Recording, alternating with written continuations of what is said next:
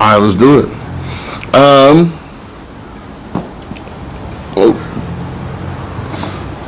What's going on, you guys? This is Reese.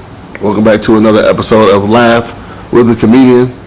Again, this is episode 4, I believe. I'm here with the great Niles Abston. How are you doing, sir? Man, I'm great. Thanks for having me, bro. Absolutely. Thank you for making the trek over from Venice. That's West side. Quite a ways. Yeah. I definitely appreciate you coming through. Of course. You good? We got shots. We got enough. Whatever you need. I'm on the tequila. I got my joint. I'm ready to go. There you go. Hopefully I don't say something too crazy. Nah, it's all good. That's what we're good for. Those are the moments. Right. drinking tequila out this classy ass mug and shit. The pewter mug. Mm-hmm. You know, and to answer the question you had, yes, you can smoke out here. So, thank you. Yeah. Shout out Deuce Flame. Can we smoke it here? Go stream that. There we go. You guys go stream that. All right, my brother. Again, can you do us all a favor and introduce yourself, however you want to be known as, what you want the people to know about you. My name is Niles Abston. I'm a stand-up comedian, filmmaker, and writer on the newest season of Dave on FX. And yeah, man, I'm a nice guy. Got you. And then let the people know where you're from. I'm from Jackson, Mississippi. Jackson, Mississippi. Now, what brought you from Jackson, Mississippi to LA? Let's see. I went to college in Oklahoma. I was running track there, Division I. Nice. Not that anybody asked, but yes. That's a flex. There you go. I was a Division I college athlete. Don't get it twisted. And I got hurt when I was running. A lot of injuries, and it was stemming from my hip. So I had to get hip surgery. So I was out for a while.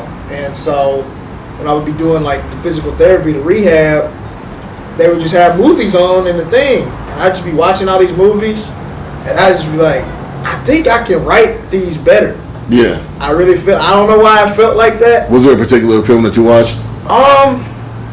No, because I was just watching all these like great movies, like especially like the great like studio comedies of the like 2000s, like you got like Old School and Step Brothers and Superbad, like those type of movies. Superbad is the funniest movie ever written. Superbad is my shit. Superbad is the funniest movie, in my opinion. And here's the thing, if you read the original script, the movie's way funnier because they gave the actors a lot of leeway on what to say. I think Greg Mottola is one of the best directors, man. He's great. I think he directs some of Righteous Gemstones too. Not to get all TV nerdy for you. No, that's tight though. People need to know that. But yeah, Greg Mottola is amazing. He directed this movie with Roy Wood Jr. and what's his name? What's the guy? John Hamm. It's called Confess Fletch. If you haven't seen it, go see it. Is it a serious film or a comedy? Comedy. With John Hamm in it? Yes. Nice. It's detective comedy. Him and Roy Wood Jr. Okay. Shout out to Roy too, man. He's super cool dude I met. He's the best. Super cool. And so yeah, I was just watching all those types of movies, man. I was like, I can write these and put niggas in them. You know what I'm saying? Yeah, absolutely. And so just a delusional 19-year-old, and I dropped out of college when I was 20, but I found this like film program that you could come to LA and basically like do an internship. You take 2 classes and it counts as like dual credit towards your actual degree. And so that was my way of like getting to LA, but my parents not freaking out because my parents already finished college. Of course. And so basically the plan was going to be come to LA, do the program, make connections, and then drop out and just stay here. And I did that, and I started doing stand-up. My parents is mad, but then I started doing stand-up that summer. Yeah. And I've just been out here ever since. What year was that? 26. So the program started January 2016. I moved here the first week of the year, and then I started doing stand-up that summer. Okay. Yeah. And then do you remember your first stand-up set? Oh, yeah, it was so bad. Where was it at? Flappers Comedy Club. I love Flappers. Flappers Comedy Club. They would do this thing where they had an open. I don't know if they still do it now because I don't go all the way to Burbank for shit anymore. But they would do this thing in the middle of the day where you sign up for the open mic and they only allow like 30 people or something like that. Yeah, they still do that. Okay. I'm on Flappers 3 times a week. Yeah? Yeah. Okay, they did it back then, and basically you could go up there and try 3 minutes for the first time if you've never done it before. Yeah. And I think they would give you a cookie if it was your first time. They don't do the cookies no more. They don't do the cookies anymore? Oh shit. They're charging for them cookies. I ate the cookie, went up there, and I can't remember what the jokes were. First joke I ever did in comedy. I can't remember what the joke was. Big laugh.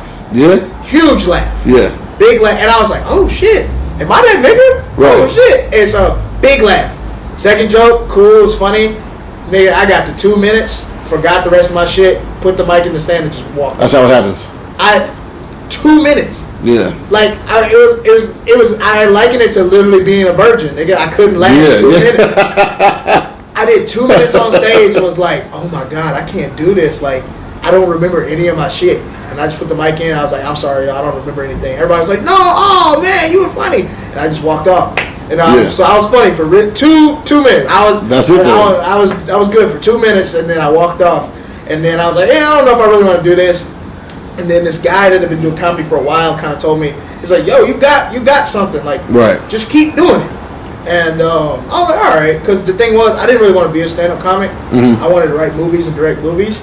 And one of my friends had told me to try comedy. And so I just looked at it as like a way to strengthen my screenwriting. Of course. So for me, bombing and doing bad on stage wasn't a big deal. Because I didn't want the shit. Right. So I go up. Bro, it was a point when I first started comedy, you could ask anybody that was here 7 years ago if they still remember this. They would pull Niles Abston out the bucket, niggas would leave. Niggas would walk out the room, bro. Damn. Because I was just up there bombing. I would just try shit. At 21 years old, I was talking about politics and race and like all these things, all these water cooler conversations you're not supposed to have. Yeah. I wanted to talk about things that are like very like taboo because that's what I was writing in my scripts. Right. So I didn't care that like I bombed or I said shit that people didn't like because I didn't want to be a comedian. I didn't give a fuck. And so, but I feel like that was like the best thing because I feel like a lot of people are so scared to bomb that they go up and they just do things that are very safe and not really trying new shit. And so I was doing a new 5 minutes every time I was up. That's dangerous. If a joke worked, I would put it in my phone and be like, this one worked, and I would never do it again. Right. Because I knew it worked. But I'm sure that helped with your writing process. It worked. It helped with the writing so much. I was writing so many scripts. I would go on stage and like, I would do dialogue from like a script to see what was funny, and if it got laughs, I would make the scene longer. Like it was just, I was literally doing it. It was kind of selfish. Like, I was like, I'm trying to become a better writer. And then about 2 years into it, it started kind of clicking, and I was like, I think I like this stand-up thing. And it just kind of took off from there. Yeah. Gotcha. That's tight though. Yeah. I didn't want to do stand-up at all.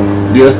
I was just having fun with it, just trying to make my writing better. You said you thought it was selfish. Yeah. Like it takes away from the crowd's experience. Kind of. Yeah. Because I was up there for me. I didn't give a fuck about that. Right. Yeah. But I mean, as long as obviously you've had success now. You know what I mean? What's it like?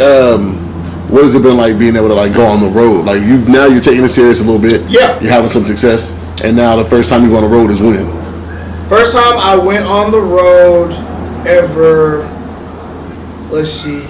Technically was 2018. I wrote a script to my favorite show, Atlanta. I wrote a spec script, and I tweeted the script. I tweeted all the pages. And it went viral. That's bold as hell. It was like my first viral thing. And I did it because Donald Glover had wrote a script about, he was supposed to do a Daredevil show on FX. And like he like wrote a script and like tweeted it. And I thought it was funny. So I was like, well, I'm going to write this. I'm going to tweet my Atlanta script because it didn't get into like these competitions I had submitted it. But the script ended up going viral and people thought it was really funny. And Roy Wood Jr. saw the tweet. And he DM'd me. I thought it was a scam. I saw the blue check. I was like, that's not real. Right. So I remember DMing him back. I was like, nigga, is this really you? And because I was a fan of his because I've been doing comedy for a few years. Yeah. And he's like, man, this script is really funny. Do you write sketches? And I was like, yeah. And so I ended up co-writing some sketches with him for his special that came out that year called No One Loves You. Very funny special. If you have Paramount Plus, go watch it. So he flew me to New York on his own dime, bro. That's tight. Flew me to New York. 23 years old, dog. I ain't never done shit before. Yeah. Flew me to New York to be on set so I could see the sketches get made. Right. So I was able to punch him up on set and produce with him in front of like all these execs and stuff. And so while I was there, he also had a show in New York at Gotham Comedy Club, and he let me do 10 minutes. Yeah. I got up. 23 years old. 10 minutes? Yes, bro. Was that your longest set to that point? Yes. And here's the funny thing about it. I had told him, bro, I was like, Roy, 2 nights ago, I was performing at this theater, and there was 2 people in the room. Yeah. 2 people. That's what my reality was in L.A. I was performing with 2 to 3 people at a time. Nobody wanted to hear me. Right. And then now, my longest set ever on a real show, 10 minutes, I'm 23 years old, it's 400 people in the room. Nice. Never done this shit before. That's got to be, was it nerve-wracking? Here's the crazy thing. No. Okay. I've always been delusional, bro. Yeah. Like I literally was like, yeah, I should be doing this. Like, I don't. It's weird, and so like I was like, I should be doing this. Why shouldn't I perform for 400 people? Right. I have 10 minutes of material. All I had was 10 minutes at the time, so it was perfect. So they thought I would probably been in the game for so long because I had my 10 minutes tight, ready to go. Yeah. Go up there, crush the shit. People asking me, what dates do you have? Where are you headlining anywhere? I was just like, this is it. This is it. This is all I got. This is just 10 minutes, bro. And it was so fun. I remember this very drunk Dominican lady comes up to me after the show, grabs my face, and just kisses me. And she's like, "You beautiful Negro, you're hilarious." And That's funny. I was like, I don't think you should be saying that, but thank you. And then she had a boyfriend, and he was just standing there looking, and he was like, "I'm so sorry. She's just like really drunk." And he just went for that? Yeah, he was just watching. He just allowed for that? Yeah, I was just like, that was your first cook experience? Yes, Tight. it was weird. Nice. I looked at Roy, and he just looked at me and started. But it was just like that. Roy Wood Jr. kind of changed my life, man, with that. Yeah. It was crazy because I was out here in LA only performing like 2-3 people at a time, and then randomly somebody who's doing it, making it on the Daily Show is just like, I was about to say the Daily Show, that's huge. Yeah, come out here and open for me, 400 people, let's go. How did that okay, so you dropped out, right? Yeah. Just rewind just a little bit. Yeah. Now that you're seeing the success, how did your parents react? So my parents hated the fact that I was doing this shit. But then when when the sketches I did with Roy came out on Comedy Central, that's when they were like, oh. Yeah. Okay. We get it. All right. Yeah. And like they thought the sketches were funny. And so that was like their first time to see like, oh, okay, like he really is doing this thing. And I've never been mad at them because I was telling somebody this the other day that was younger than me, it's like, your dream, your vision that's in your head is in your head. It's yours. You can't expect other people to get it. Right. Until you show them. I live like that. And so it's just like when I say, yeah, I'm going to do this or I'm going to do that, and people are like, no. It don't even faze me, bro. Right. Doesn't even faze me. Because I'm like, well, you don't know. Right. Because when you see it, you're going to be like, what the fuck? And you realize that that's a different mindset. Mm-hmm. Because a lot of people don't think that way. A lot of people let someone else's Most doubts, people. Huh? Most people, yeah. Yeah. Most people let somebody else's doubt stop them from doing their shit. Like, I'll never forget this this clip of Jay-Z in this interview. And basically his uncle was kind of a hater. Mm-hmm. His uncle, because he told his uncle he was going to sell 1 million records. And his uncle was like, you can't do that. That's 1 million. You can't do that. And then in the song he says, I sold 1 million records 1 million times. Yeah. You know, and he was just like, what people do is, most people in life don't ever go after what they really want. Mm-hmm. And I realized that as a child. Like, I would hear stories in my family of like, oh yeah, cousin so-and-so wanted to do this, or grandma wanted to do this, but they just didn't do it. And so I remember being like, I'm not living my life like that. Right. Because I just saw it so much growing up. And so, like, I remember Jay-Z was saying, like, a lot of people will project their own fears onto you. Mm-hmm. And so, like, he was saying how, like, basically his uncle was like, you can't do that. And, like, no, you can't do that. I can. Yeah. And so, yeah, I say all the time, like, I want to do all this shit, man. I want to do it. Because I know I can do it. I see the vision for it. And if you don't think I can do it, like, okay. Right. Like, that's fine. Like, you don't have to. You know, you don't have to think I can do it. I'm going to do it, so. And that's a beautiful mindset to have. Yeah. Again, a lot of people, like you said, people just stop themselves and project onto you. Mm-hmm. So let me go back just a little bit. I want to ask just a little bit about your childhood. Yeah. I know a lot of comedians, a lot of performers, entertainers, we were the problem children in school. Yes. Was that you? You one of those kids? I got in trouble a lot for talking. Yeah. Talking out loud, making people laugh. Distracting others? Yeah. Because my problem was I was one of those kids that could get the work done and do the grade, but then fuck around and play. Oh, yeah. So the kids that would mess around and laugh and play with me weren't making grades that were good. And so I remember the teacher, I had a teacher, I think it was like first or second grade, I had to talk to my mom. It was like, Niles kind of distracts other kids in the class and they're not making the grades he's making, so it's a problem. You know? Yeah. So I got my ass whooped at home. A lot. And then I stopped talking for a little bit. I just never stopped talking. I just kept, you know what I mean? That's the thing, and it's just like one of those things. It's like it's just certain kids, man. And I see it like I'll see that gene in like different kids. And I'll just be laughing like he gonna be like a politician or a comedian, or a pastor, something, a pastor, something. Did you ever want to be a pastor? Did you ever want to get into like ministry? I was a pastor. Were you? At 8 years old. Really? Yeah. Talk about that. Let's go into that a little bit. Right. So my parents are in ministry Okay. back home in Mississippi. So we live completely different lives. Obviously, my grandmother's a minister. Had another grandma that sang in the choir. Oh, was it not recording? It wasn't. It stopped. Oh.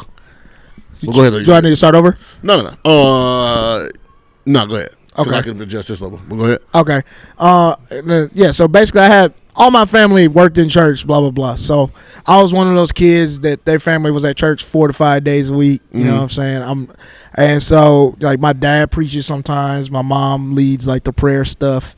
And, they would, I was 8 years old, and I remember, I can't remember who it was. There's a leader in the church basically telling my mom, Niles is anointed to preach. We need to start getting him ready. At 8. At 8, nigga. Okay. And Is that a Southern thing? yes. I definitely think. I think church is a very much like black struggle experience in the South. Yeah. Because I feel like a lot of things black churches in the South do, if capitalism wasn't a thing, Yeah. you wouldn't do that. Why are you looking to an 8-year-old for hope? Yeah. You do that. They say a small child shall lead them. Okay. But I mean that. Like when I say that, they hold on to that. Yeah. Like they really do put children, like they try to put you up. And because they see a light in you that they don't have anymore. Yeah. Because it's just Mississippi's a hard place to live as a black person. I can understand that. And I was a kid and I could just see the struggle and hurt in the adults in my life. And I remember, I was 8 years old and they were like, we want Niles to speak in front of the whole church. So I did a 30-minute sermon at 8 years old. Really? That I wrote myself at home and my mom looked over. Do you remember it? No. Okay. I don't remember it. But what I do remember is that morning, I woke up that morning, and I don't remember a lot from my childhood, like pre-12 for some reason. I think I've repressed a lot of it because just growing up in such a strict religious environment, I think it's just a lot on a child. It's a lot of pressure. And I don't think the adults realize that because they think, and I'll go into my second point about this in a second, but it's just like I remember waking up that morning and just feeling like so much weight and pressure, and like I'm 8, nigga, like. And so I remember there was a lady at the church that was just like, "Are you ready?" And I was like, I told this lady at the church, I don't want to do it. And so they got my mom, and my mom came back there, and I was just crying. I was like, Mom, I don't want to do this. Yeah, I don't want to do, and I think I was just kind of scared of like letting people down. Which is like I think for a kid is a kid's biggest fear is letting the people in their life down. It's a tactic I know that I've used with my daughter. Yeah, like instead of like whooping her and stuff like that. Yeah, being like I'm disappointed. And that you don't want to disappoint the adults. Kid's world. Boy. You don't want to disappoint. So I got up there and I'll be real. I rocked that shit. I did, and because people still remember it, they'll bring it up whenever I come home. Yeah, 8 years old preaching, but I also realized like I didn't ever want to do that again. Yeah. And thankfully my mom didn't make me do that again. But I'm pretty sure, and I preached a few sermons in high school too, to like people my age. Yeah. But yeah, I was like a teenage pastor for a little bit, and I don't associate with church or religion anymore in any way, but I will say I think growing up in that environment definitely made me comfortable on stage. Yeah. Like my first play I was ever in was church. Yeah, I feel like the first time I really did comedy was church because I was on stage talking to a group of people. Did you continue to like preach after, like, as you were growing up? I did some stuff in high school, and then I thought I was gonna be a pastor in college, so I looked into that too. Theology program. Yeah. And then, after like the whole track and field thing, I was just like, I'm done with college. And your parents probably thought you was wilding. You lived in Oklahoma. Yeah, you're a star track. Yeah, they were. I know they were worried. The grandma prayers was heavy. I'm sure. Oh yeah, they were praying. That's what happens to star athletes though. You go, especially if you're out of state. Oh boy, they get worried. Yeah. He gonna get a white girl pregnant. He gonna, That's the nightmare for real, bro. Mama, I gotta ask her one day. And I still got to figure out how to do a joke about this, but I wonder if my mom was lying. But when I was in high school, she had like 3 dreams where I got a girl pregnant or something, and it like freaked her out, and she would just tell me about them all the time as a scare tactic, though. And like I was like, my mom is literally cock blocking me with dreams, bro. And like, yeah, but I remember her. She was like 2-3 different times in high school. She came to me and was like, "I had this dream that you got this girl pregnant," and we were all just like, we were all upset. But then we were like, "Well, we got to do what we had to do." And the baby, and she was like, "The baby was so cute and all this." So we came together for the baby. But I just don't want that. And how'd you handle it? You just walk away from that? I just like looked at her and I was like, "Mom, I don't get any hoes." Like I was really like wondering, like, what is she talking? Like, yeah. I didn't really get girls till I was like 19. Yeah, cause I was kind of goofy looking. Yeah, and I didn't really grow into my body till I was like 17. Yeah. And that was kind of when the sports stuff kind of took off, when I kind of came into my body. So like when my mom was telling me like, you're getting these girls, I was like, dog, girls won't even let me look at them right now. You had to be a fast nigga, bro. I was very fast. Fast in Mississippi though. Yeah. Mississippi fast is different. Mississippi fast is different, bro. Yeah. And the South fast is different. Yeah, it's hot because it's hot, and it's hot. It's slave heat out there. Niggas got different feet in Mississippi, bro. That's hella funny. Different feet. Football and track in the South is different, period. It's crazy. Because that's what we look to. I'm from Seattle, so right. We got football, we got basketball though, more so. Yeah. Y'all be watching us on YouTube and shit. Yeah. Yeah, bro. No lie. We was always, like, I'm a really big football fan. Okay. So college football was the dream. Bro, you know what I'm saying? Growing up, college football, SEC, CBS Saturdays, bro. Yeah, bro. Oh, my God. I'm a big University of Florida fan. Okay. So you was watching Tim Tebow on CBS on Saturdays. I was watching Chris Leak. Chris Leak. Bro, I remember Chris Leak. He was on the cover of one of those NCAA footballs. Ron Zook. Yeah, bro. That was so. I go back with the Florida football team. Man, since 03. You excited about the Netflix doc that's gonna come out? Oh, dog, I'm hype. It's gonna be fun. You know how many people been tagging me in that? Yeah. And like, Reese, look, bro. Look at the joint. Look at it. These your boys out here. That was a wild group. 06 to 09. The Pouncey twins, man. Pouncey twins. Hernandez. Brandon Spikes. Percy Harvin. Yeah, Brandon Spikes. Janoris Jenkins. Cam Newton. Yeah. Cam Newton was on his teams. Will, what's his name? Was it Will Black? He was his safety? Ahmad Black was a safety. Okay. Chris Rainey, Jeff Demps. Chris Rainey and Jeff Demps, bro. Boy, they underrated. Dog, I used to love Jeff Demps because he ran track. Yeah, nobody talk about my guys, man. Jeff Demps ran a 10-1. Did he? 10-1. Bro, Janoris Jenkins. Janoris Jenkins was on that squad. Janoris Jenkins went to prison for a little bit, didn't he? No, not Jack Rabbit. Did he? I don't know. One of them niggas went to prison. Somebody went to prison. We know Aaron Hernandez went to prison. Cam almost went to prison.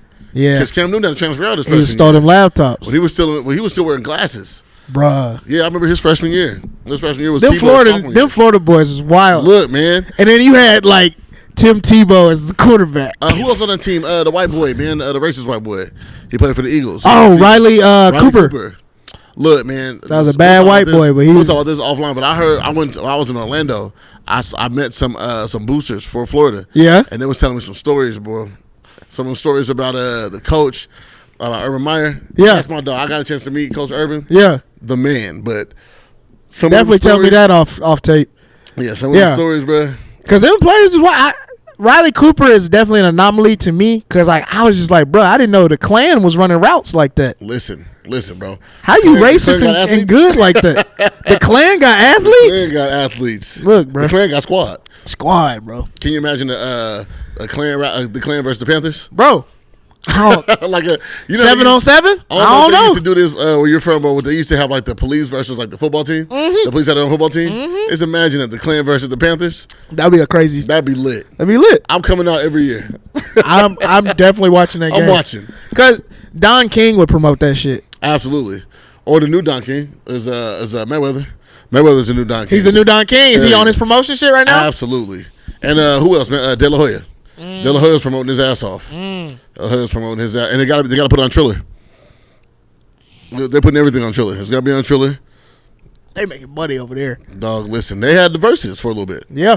I don't know if they still have the rights to verses, but and I heard the money was funny. That's none of my business, but that's, but I mean, people not gonna show up. I mean, and so to talk about this, like, what has your organic growth been as opposed to like the growth, saying that you might have from marketing, or do you pay for marketing and things like that? I've paid for marketing on a couple things, but it was after the organic growth happened. Yeah, which is just beautiful. I genuinely think I have the coolest fan base supporters, bro. Like, that's tight. Just amazing people from like all walks of life.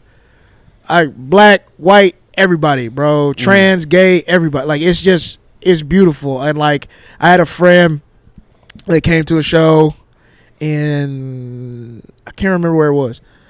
It was Chicago. It was like, bro, he was like, I'd never been in a room where it was hood niggas and trans niggas in one room and everybody laughing at the same joke. That's tight. And it almost made me cry when he said that, because like that's what I was going after, bro. Like, I want to do something that like everybody can have a good time, right, hanging out, watching, and it's like an experience. And so I really like, I love the people that come to my shows, man. It's respectful. I don't think I've really, all my headlining shows, I've never had a show where like somebody was a problem in the audience, right, or something happened. Like, people come to my shows and they feel safe, and I think that's attributed to the people that come to the shows, and they're just so great. And so like I hope that fan base just adds more numbers, but the vibe and who they are, I hope that stays the same. Right. Yeah. That's tight. Sorry, listening to your comedy. Thank you. From the stuff that you have on like YouTube and or just stuff that you have on your Instagram as well. Yeah. I don't want to say that it's super clean, but you have a way of being. You don't have to get real raunchy and real dirty. Yeah. You know what I mean? To be funny. Yeah. And it seems like it translates into your writing as well. So after the joint with Roy Woods in New York, what was your next writing placement? Or was that your actual first writing placement? That was my first little writing job. And so here's the funny thing about that. So at that show, I had an agent from WME come up to me. This is my first time ever doing a big crowd. First, this agent from WME comes up to me, and they're like, "Yo, are you really 23 years old?" And I was like, "Yeah, why?" She was like, "You're amazing." I was like, "Really?" She was like, "Yeah, can I submit you for Just for Laughs?" And I was like, "Okay, I don't even know what that is." Just for Laughs, that's a joint in DC? Right. No, Montreal, Canada. Gotcha, okay. And so I didn't even know what Just for Laughs was. And so I was like, sure. And so she's like, yeah, you're going to do like an audition. Like basically you do like 6 minutes or whatever. And so I didn't know what this process was called, but it was called hip pocketing, which is basically when an agent finds somebody that's very talented that no one else knows about, but they know you can't really make them any money yet because you don't have any industry heat. So what they do is they put you in their hip pocket, right? To where they'll put you in a position to meet people or do something, and then if it works and it takes off, I'm your agent now. But then if it don't work, I don't know who you are, never see you again, right? Right. So I go 23 years old. Manipulative. Oh, it's very manipulative. Yeah. This whole industry is exploitive, and so. So I do the Just for Laughs audition. I had a good set, but I didn't get Just for Laughs, obviously, and so she just stopped answering my emails. Never heard from her ever again. And so I thought I was gonna get something from that. And then I remember Roy had a show at Comedy Central, a pilot that was in development that Trevor Noah was producing, and then Aaron Magruder from the Boondocks was gonna showrun. And so he brought me in on a pilot punch up. And this is where I met some really dope comedians. I met Felonious Monk that day. I met Owen Smith, and I met Miss Pat. This is before the Miss Pat show. In fact, she said in the room, I got a show in development. It was at Hulu first. She's like, I got a show in development at Hulu, blah, blah, blah. But I had never heard of Miss Pat, and this is my first time meeting her. Yeah. And we're working in this room. We're punching up Roy's pilot. So we're all excited because we're thinking like, yo, this Roy, the show gonna sell. And it's like, but in this industry, man, things happen. And so the show didn't sell. And I was 23. I was crushed, bro, because I thought like everything was about to change. I'm 23. I got discovered by these people. Youthful exuberance. And it's crazy how literally when that show didn't go, that in that moment I realized like, man, just do your own stuff. And so that's when I started doing my own stuff. I started shooting things. I shot a special, and then literally 4 years later, I got a job on Dave writing. So I got my first little writing job in 2018 and didn't get another one until 2022. And congrats on that, bro. Thank you so much. Yeah, that was huge when you did the debut for the joint. We came out. What was that spot? What kind of spot is that? The bar? Yeah. Adults only? Oh, yeah, you pulled up to that. Yeah. I talked to him on Instagram. Yeah. We pulled up to the joint, and I'm walking through what I look like is a little sex store. Yeah. It's got porn everywhere. It's a cool little bar. But I've shot porn down here, so I'm not uncomfortable. Yeah. And saying I see shit, I'm like, okay, this is tight. Yeah. But it was packed out, man. It was dope. And you packed it out. It was fun. It was fun. And it was cool to just be able to say I was a part of something so cool. I think this is the best season of the show. Yeah. And it's just the response has been crazy, just from like just the response I got from the episode I co-wrote, and then the finale. If you've seen the finale of Dave, it's fucking crazy what people have been saying and stuff. So I'm hoping like the awards committees give it some love. That'd be really cool. That'd be tight. Yeah, but yeah, I went 23 years old thinking my whole life was about to change. Was broke as shit for 4 years making my own stuff, and then I got Dave. That's how it happens, though. Yeah, I got a little taste of it. I'm happy for you, G. Thank you. I think that's it's dope, man. Just to have a high, then to have this lull. You know what I mean? It was tough, but the lull is the build stage. It was. I'm glad. In hindsight, I'm glad none of that stuff worked out at 23. Mm-hmm. I wouldn't be as good as I am. Yeah. I know I wouldn't. You wouldn't have put in the work? Nigga, I would have stopped working. I would have made all that money at 23, 24 and just been like, all right, well, this is cool. But I really had to really go get this shit and really work for it, man. And I had to really kind of reinvent myself as a comedian, I feel like. Mm-hmm. And I feel like I've had to reinvent myself twice as a comedian. And I feel like I'm even doing it again right now, trying to figure out this new set, whatever the fuck this new thing I'm trying to do is. I'm still figuring it out. Yeah. But I'm like, I almost got casted in this big movie when I was 21, and that didn't work out. And I remember I was crushed by that shit. I had like just moved out here, literally. I'd only been doing stand up for like a month. My boy, you had dreams, bro. Whenever you say I got crushed, that's how I know you. Really I was crushed dreamt about it. Yeah, I was 20. I was 21. Just started stand up. I was like a month or two in, and there was this drama movie. Had a big budget, all this kind of stuff, and they wanted me in it. And like it didn't even have a title at the time. I just remember there were some big people attached to it. And I was gonna play like a pretty pivotal role. They just liked my look. Mm-hmm. I'm not in SAG. I wasn't nothing. I had never acted on screen before, but they just really liked my look. They wanted me to be in the movie, and it didn't go. And like it didn't get greenlit. And like basically the money pulled out of it. And so I'd never heard from those people ever again. Right. And then 23. I think the writing thing is going to take off. It doesn't. And so I'm just so glad neither one of those things worked out for me. Yeah. And I'm still not successful by any means. I ain't got no money, nothing, but I see what I actually have a vision for what I want to do now. Yeah. And I feel like back then it was just I want to get on. And I think that's dangerous. Yes. Especially for like a young black person. So when you're too ambitious, your eyes are too open. Yes. Yeah. You'll do anything. You can get taken advantage of. And I tell especially young black folks that want to do comedy or writing or acting, I just like don't be so like one of my friends said this, like be hungry, don't be thirsty. I like that. You ain't gotta do everything, right? You know what I'm saying? You ain't gotta do every show. You ain't gotta do every short film that's out here, because some of this shit I had you looking stupid, bro. Yeah, you ain't gotta do everything, man. You know what I think about when you say that, right? Mm-hmm. You've seen Tropic Thunder, and you've seen like all the little Tug Speedman, little joints, like all the action movies, and it's like, nigga, you can't do all of that. That's how I feel about the Fast and Furious movies. I was just about to say that. Yeah, it's the same shit. It gets to the point where it's like, don't you want to be proud of your body of work? Yeah, you gotta be selective. Yeah, be proud of it, man. And so I'm glad 21 that didn't work. And then like I would have loved to work with Roy on the show, but of course, I just don't think I was ready for that kind of success at 23. Mm-hmm. And so I'm kind of glad it didn't work out for me. In hindsight, at the time I was very angry, very upset, and disappointed and sad and all that shit. Because it was like I've been working hard. Like I'm young, but I've been working hard. But now I really have a vision for myself in this industry of what I want to do and who I want to work with and what I want to make happen. And so now when things do happen, I'll be ready for it. And so I'm happy about that. That's what's up, brother, man. Congratulations, G. Thank you. We're going to wrap pretty soon, but I want to ask you just a couple questions. Some for your fans as well. What's your favorite city to tour in? Favorite city is Chicago, man. Yeah.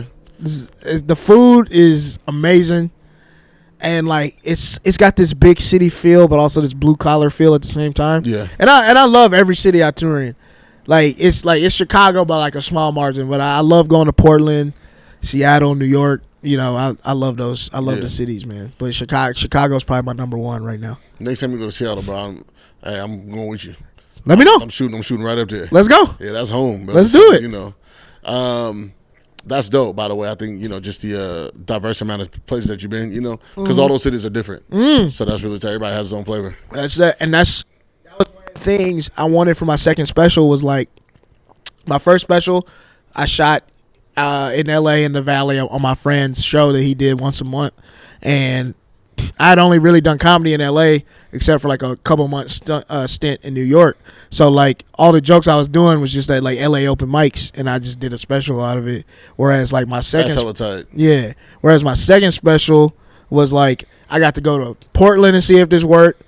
Seattle, Chicago. I got to go to Atlanta to see if it worked. Okay, it worked this way in Atlanta, but it didn't work like that in Portland. How can I make it work in both places? Yeah. And then I got to go to New York and Boston and all these places and see how like the stuff works. And then I shot the special, and it's way better, you know. Right. And so like that was cool to just like finally get to do that. Yeah. And so I'm just trying to do more of that. Just try to like get these jokes to work everywhere. Yeah, that's tight. Most awkward tour stop you've had? Most awkward.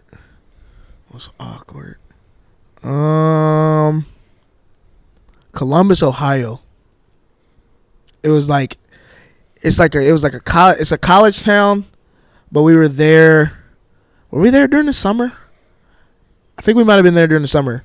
And Columbus is a big college town, and so like the people that kind of came to the show.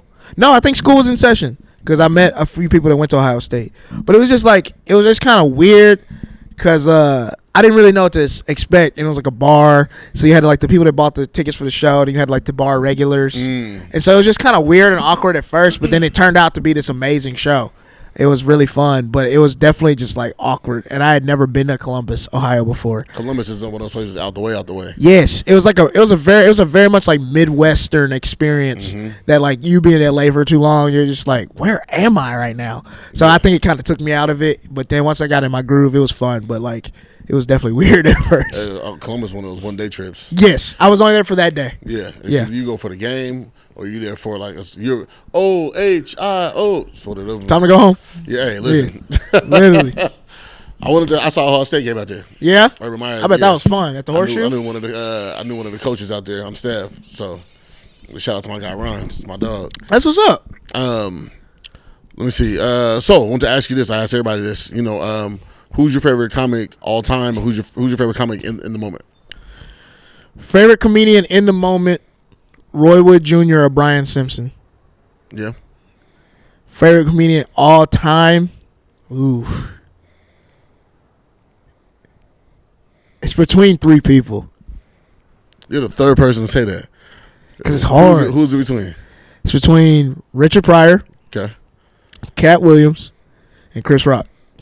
Got you. It's between those 3, and then like Red Fox is like my honorable mention. Yeah.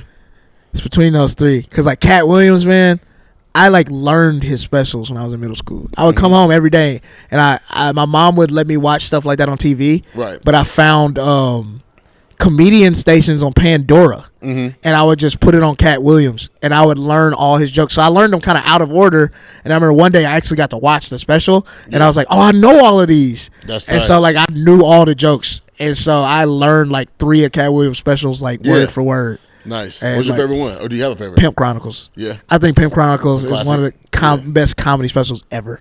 I think so too. I like Great American. Yeah. The one that was just on Netflix. Yeah. That one's hilarious Yeah. to me. It was good. Shot in Jacksonville. Yeah. Yeah. I really enjoyed that one. That was what, like 2018, 2019? Something like that. Yeah, 2018, I think. Yeah, I really enjoyed that.